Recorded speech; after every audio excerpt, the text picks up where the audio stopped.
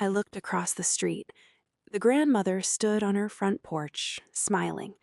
She was holding the hand of a little girl who couldn't be more than 5, the same age my daughter was when the house used to be loud. They were a makeshift family, thrown together by a tragedy that left them both alone, trying to figure out how to be whole again.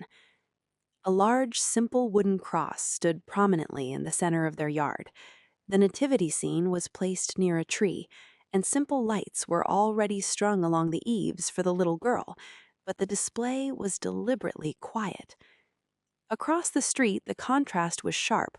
One house had giant inflatable snowmen covering the lawn, and another neighbor had lights flashing in sync with loud holiday music. The grandmother waved across the yard. "Good morning! Merry Christmas!" I gave a weak wave back. I knew exactly where the lights were. I just hadn't touched them since the funeral. I decided then that I had to do something. I walked back into my house, closing the door to lean against it for a moment. The silence of the hallway swallowed me. It was the same quiet that took Sarah's quick footsteps and Mark's laugh 3 years ago. I knew exactly where the lights were. I just hadn't touched them since the funeral. I walked to the end of the hall and pulled the cord for the attic stairs. They creaked as they unfolded. I climbed slowly. The attic just smelled dusty, and it was freezing up there. There was only one light bulb, so it was dim. I could see my breath. I started walking toward the far corner where I keep all the holiday stuff, but about halfway there, I stopped dead. To get to the decorations, I had to squeeze past the storage bins, the blue ones. I kept my eyes up, staring at the rafters, because I knew exactly what was inside those bins. Sarah's old winter clothes, her toys, and the container full of Mark's old sweaters. I knew if I cracked that lid, they would still smell like him. Just thinking about that smell, I couldn't handle it. It'd been 3 years, and I still couldn't even open those bins. I just couldn't. My heart started hammering in my chest. I actually started talking to myself out loud, just trying to keep it together. "Just grab the lights," I whispered. "Breathe, just breathe. Come on, you can do this. Just breathe. Don't look at the bins. Just breathe." I know it sounds crazy, but I held my breath squeezing past the stack to get to the back corner. I grabbed the handles of the old red holiday bag where I keep the lights and turned around. Then I looked at the gap I had to squeeze back through. My stomach just flipped. I felt sick. The thought of brushing up against those bins again, being that close to their things, I knew if I smelled them, I'd just let the pain win. I hadn't let myself feel that way in 3 years. I just couldn't. I closed my eyes and forced my feet to move.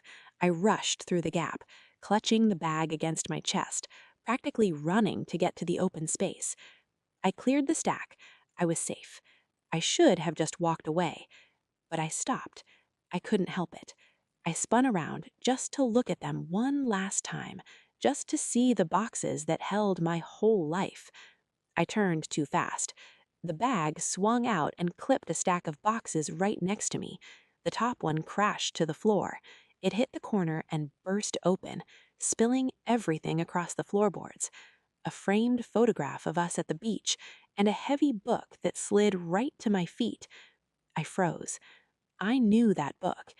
It was my old Bible. The leather cover was worn down at the corners. I'd carried it for years. I just stared at it for a second. I couldn't breathe. Slowly, I knelt down and reached for it. Just touching that leather, it felt like a jolt. My hand started to shake. I ran my thumb over the gold lettering on the front, and suddenly my throat got tight. I picked it up. It felt heavy in my hands, heavier than I remembered. I didn't plan on crying. I really didn't. But the second I pulled that Bible against my chest, I lost it. I slid down onto the dusty floor, right there next to the mess I made. I hugged that book like it was a person, and I just started sobbing, the kind of crying that hurts your ribs, a sob and quiet crying. I started talking. Not a polished prayer, just talking to God. I hadn't done that in 3 years. I just sat there in the dust, pouring out everything I had.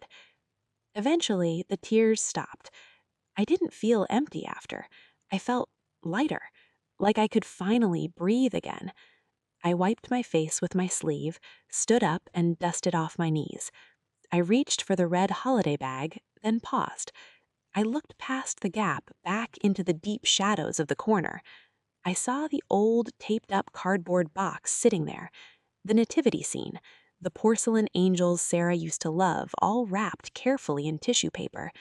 Leaning against the box was the wooden cross we used to put on the mantel, and right next to it, I saw the round storage bag for the front door wreath, the one with blessings painted in gold across the center.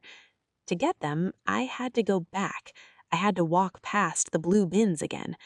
But when I looked at them this time, I didn't panic. That prayer, it changed something. The pain was still there, but it wasn't going to crush me anymore. I walked back through the gap. I didn't hold my breath. I just walked. I went all the way to the corner.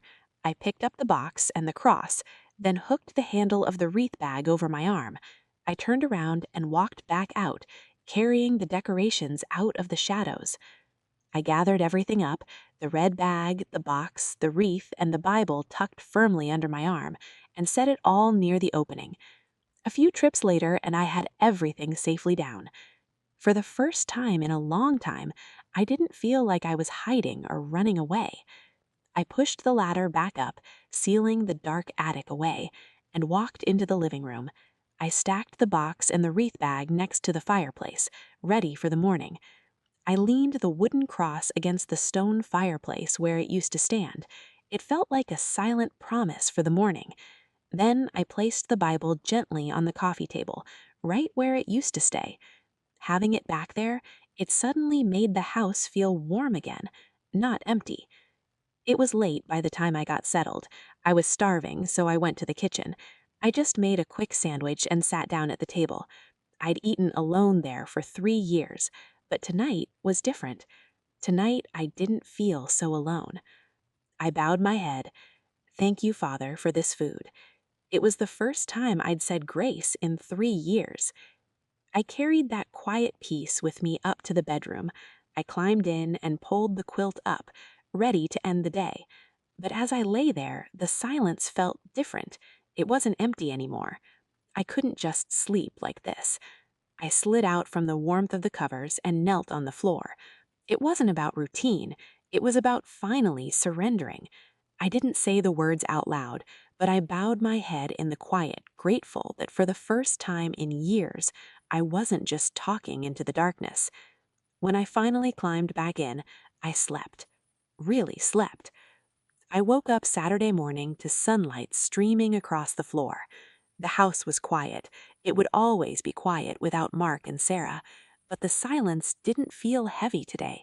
It just felt like open space. Okay, I said to the empty room, let's make this a home again.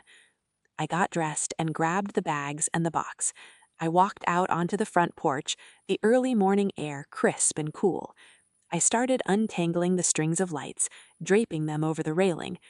I heard the screen door squeak across the street. I looked up to see the little girl bounding down her steps, her grandmother following close behind. The girl ran right up to the edge of my yard, then stopped. She was suddenly shy. "Hi," I said to her. "Hi there," I smiled. "Are you putting up Christmas?" she asked. "I am," I said. "I'm trying to, at least." She looked back at her grandmother, then at me. "Can I help?" I looked at the older woman. She was standing on her porch, her arms crossed against the cold, watching us. She caught my eye, and a small, warm smile broke across her face. She gave a firm nod. "I would love some help," I told the girl. She ran up the steps. Her face was lit up. We spent the next hour wrapping the lights around the railing. She held the spool while I did the high parts. "Oh, wait," I said, reaching back into the red bag. "I almost forgot. Look what I found at the bottom." I pulled out a sheet of holiday stickers, snowman and snowflakes that I must have bought years ago and never used. "These are for the front door," I said. Think you can handle that?" "Yes," she squealed. She peeled them each off one by one, sticking them to the glass of my door. Watching her work, standing on my porch where no one had played in years, I realized I didn't feel alone anymore. It looked like Christmas finally came home.